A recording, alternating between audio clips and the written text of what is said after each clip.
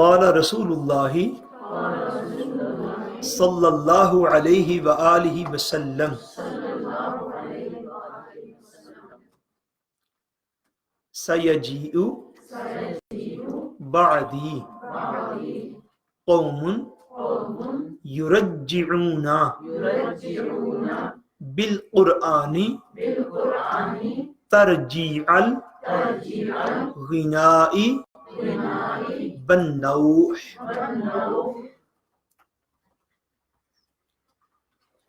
سیجیو کا مطلب ہے ان قریب آئے گی.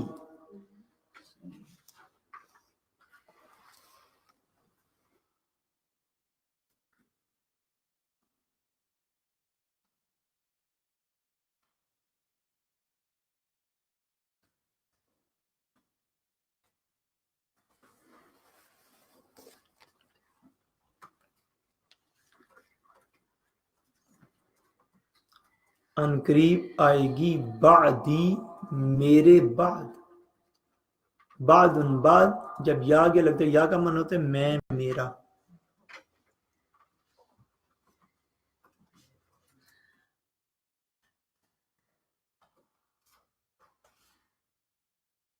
قوم قوم لوگ نیشن.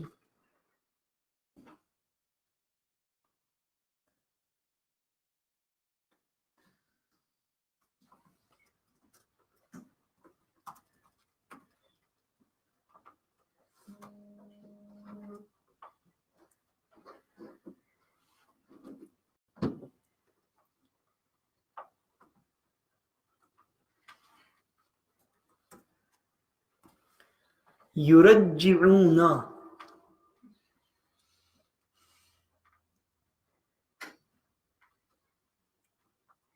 یرجعون یہ فلیٹ ہال کا صیغہ ہے. یرجعون کا مطلب بیسیکلی یہ ہے کہ یعنی فلیٹ ہال لوگ ہیں وہ ریپیٹ کریں گے، دہرائیں گے، پڑھیں گے. یہاں پر ترجمہ جی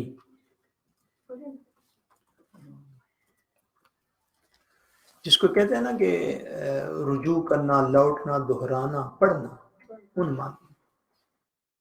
یرجعون وہ پڑھیں گے. اس مقام پہ اس حدیث پاک میں اس کا ترجمہ یوں کر لیں. ویسے اس کا مطلب لفظی ہے کہ یعنی کسی چیز کو جو ہے وہ ریپیٹ کرنا، دہرانا،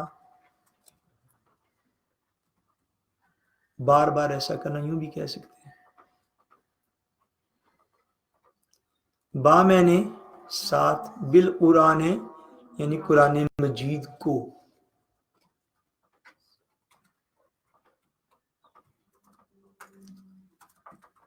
ترجیع یہ بھی وہی لفظ ہے یرجعون کی طرح. ترجیع پڑھیں گے، رجوع کریں گے، ریپیٹ کریں گے، دہرائیں گے.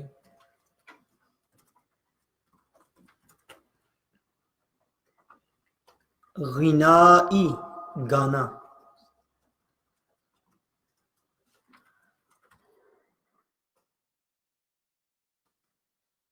باؤ میں نے اور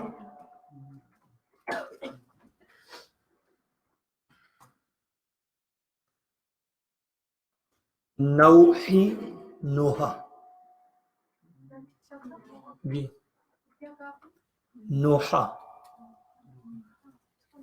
نوحہ ہوتے جب کوئی بندہ دنیا سے چلا جاتا ہے تو اس کے بعد جو اس کا نام لے کر اونچی اونچی آواز سے لوگ روتے ہیں اور اس کی صفتیں کرتے ہیں، اس کو نوحہ بولتے ہیں. فلاں نوحہ کر رہا ہے. یہ لفظ کبھی نہیں آپ نے سنا؟ اچھا مختلف علاقوں میں مختلف الفاظ یوز ہوتے ہیں اس کے لیے.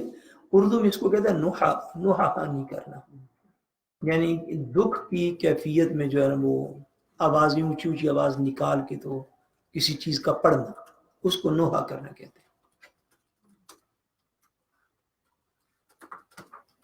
اور پنجاب کے کلچر میں آپ نے بیٹے لفظ بھی نہیں سنا ہوا. پنجاب کے کلچر میں جس سے گفٹ کا لین دین ہوتا ہے، اللہ کریم پناہ عطا فرمائے، یہ کسی کے دنیا سے چلے جانے کے بعد اس کا بھی لین دین کی طرح ہوتا ہے عورتوں میں آپ کو صحیح بات بتا رہا ہوں. لوگ گنتے ہیں یار جب ہمارا فلاں بندہ فوت ہوا تھا تو فلاں کتنا روئی تھی, اب ہمارا نہیں, ہم جا کے اتنا روئے تھے. یہ صحیح بات آپ کو, یہ ہماری جہالت ہے. اب ہمارا فوت ہے تو فلاں بندہ کتنا رویا کیوں, اس کو نوحہ نہیں کرنا. کئی احادیث ایسی ہیں آپ کو پتہ ہے کہ حضور نبی کریم صلی اللہ علیہ وسلم اس میں جو ارشاد فرماتے ہیں, بلکہ ایک حدیث پاک میں حضور علیہ السلام نے یوں بھی ارشاد فرمایا کہ دو میری امت میں سے قومیں اور دو قسم کے لوگ ایسے ہیں جن کو میں نے اپنی ظاہری حیات میں نہیں دیکھا, جو لوگ میرے بعد آئیں گے, جو لوگ میرے بعد آئیں گے. یعنی اس طرح حضور علیہ السلام بعض بات فرماتے تھے اس دور میں جو مسلمان لوگ موجود تھے آپ کے سامنے وہ اس کے مخاطب نہیں تھے ہوتے, مگر بعد میں جو لوگ آتے حضور علیہ السلام کا بیان فرما دے, اس کو علم غیب کہتے ہیں. اس سے کیا کہتا ہے علم غیب, کہ حضور کے سامنے اس طرح کے کوئی لوگ موجود نہیں تھے, روئے زمین پر ان لوگوں کا وجود ہی کوئی نہیں تھا, مگر جو لوگ بعد میں روئے زمین پر آنے والے تھے ان کی جو عادات بننے والی تھی ان کا بھی حضور ذکر فرماتے تھے, جن میں سے ایک حدیث پاکی ہے. اب حضور علیہ السلام کے سامنے یقیناً ایسا قرآن مجید کوئی بھی بندہ پڑھ نہیں کر سکتا. انہوں نے فرمایا کہ انقریب میرے بعد ایسے لوگ بھی آئیں گے, سیجیء بعدی قوم, ایسے لوگ ہوں گے میرے بعد, یرجعون بالقرآن ترجیع الغناء والنوح, جو کہ خدا نخواستہ معاذ اللہ جو قرآن مجید کو گانے اور نوحے کی طرز کے اوپر پڑھیں گے. جیسے سنگے کیا جاتا ہے کسی چیز کو, قرآن مجید کی تلاوت کا ایک اپنا انداز ہے کہ نہیں بولیے. اب آپ بچے تو نہیں, میں آپ کو بچوں کی طرح ایگزامپل لے کے سمجھاؤں. کیا آپ نے ساری عمر سنا نہیں قرآن مجید؟ سنا ہے نا, تو آپ نے دیگر چیزیں بھی تو سن رکھی ہیں.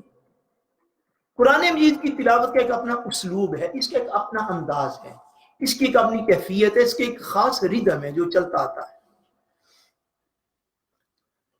اب فرمایا حضور علیہ السلام نے کہ کچھ لوگ ایسے ہوں گے میرے بعد, یعنی حضور نے فرمایا کہ میری ذاتی حیات میں کبھی بھی ایسا ہوگا نہیں. لوگ قرآن مجید کو فرمایا اتنے بدبخت لوگ آئیں گے دنیا میں جو قرآن مجید کو گانے کی طرز پر پڑھیں گے, جو میوزک کی طرز پر پڑھیں گے, جو موسیقی کی طرزوں کے اوپر اس کو پڑھیں گے, یا اس سے ہٹیں گے تو پھر نوحے کی طرز پر پڑھیں گے, جیسے لوگ مطلب نوحے کرتے ہیں مرنے کے بعد, یا اس طرز پر پڑھیں گے, اور یا گانے جس طرح لوگ یعنی خوشی کے گیت گاتے ہیں یا ان طرزوں کے اوپر لوگ پڑھیں گے.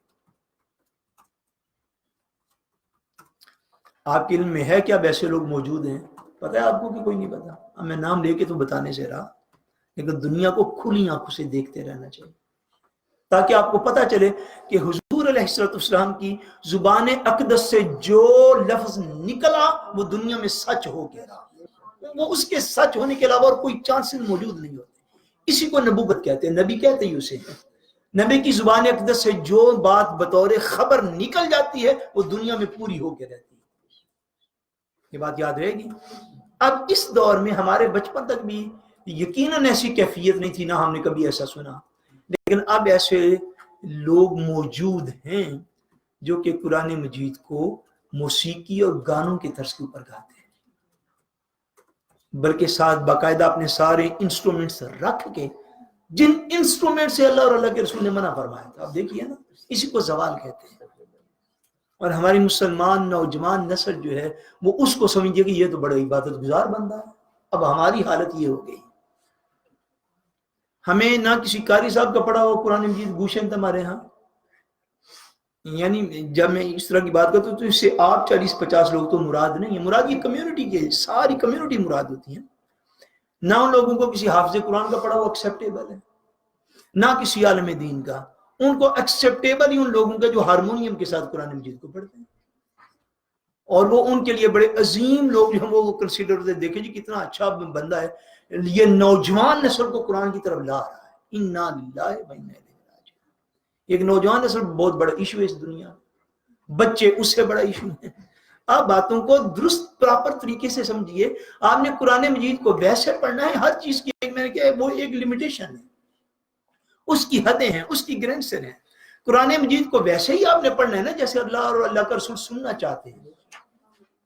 اب آپ ہارمونیم لے کے اور پتہ نہیں کیا کیا نام ہوتا ہے, وہ سارے گٹار لے کے کھڑے ہو جائیں, سر کے اوپر ٹوپی پہن لیں, تھوڑی سی داڑھی رکھ لیں, جس سے دن کا شیو کر رہے ہیں, اس طرح کے تو لوگ ہیں جو اس طرح قرآن سنانے والے ہیں. اور سیاسی جلسوں میں اس طرح گٹار کے اوپر قرآن کی تلاوتیں ہوتی ہیں اور ہوتی رہی ہے پاکستان میں. اب جو لوگ حکومت میں انہوں نے تو ناچ گانا جو ہے پاکستان میں پروڈیوس کیا جلسوں کے اندر. اور یہی وہ لوگ ہیں جو کہ گٹاروں اور ہارمونیم کے اوپر لوگوں کو قرآن سنانے والے ہیں. ان کے لیے اس حدیث پاک میں دعوت فکر ہے کبھی کسی تک آواز پہنچے تو. اس بات کو سمجھیے اور ان چیزوں کو دل میں بٹھائیے اور غور کیجئے اور دنیا سے آنکھیں بند کر کے دنیا میں گزارا مت کیجیے. فرمایا حضور علیہ السلام نے کہ میرے بعد ایسی قوم آئے گی جو قرآن کو گانے اور نوحے کی طرز کے اوپر